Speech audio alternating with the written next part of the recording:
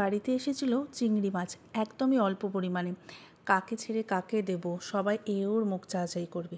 তাই আমার মনে হলো একটু অন্য কিছু বানাই, একটু জিনিসটাও বাড়বে আর খেতেও টেস্টি হবে। চিংড়ি মাছটাকে প্রথমে আমি শুকনো খোলা একটু নেড়ে নিয়েছিলাম, কোনো তেল ছাড়া। সেটার আর ভিডিও করা হয়নি, মানে মাছটা একটু আর কি সিদ্ধ মতো হয়ে গেল।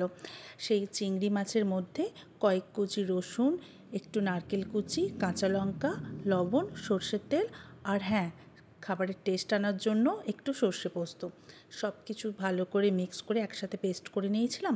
তারপর বাড়িতে ছিল লাউ পাতা দিয়ে এইভাবে মুড়ে নিলাম আর মেলো করে যেমন পেরেছি সুতোটাকে দিয়ে বেঁধেছি। ওদিকে গ্যাসেতে লোহার চাটু গরম করতে দিয়েছি। সামান্য 2 চামচ তেলে পাতুরিগুলো ভালোভাবে ভেজেও নিলাম, বা বলতে পারেন সিদ্ধ করে নিলাম, কারণ শাক থেকে অনেকটা পরিমাণ জল বেরোবে, পুরো শাকটা ভালোভাবে সিদ্ধ হয়ে যাবে আর ভিতরে চিংড়ি মাছটাও ভালোভাবে সিদ্ধ হয়ে যাবে।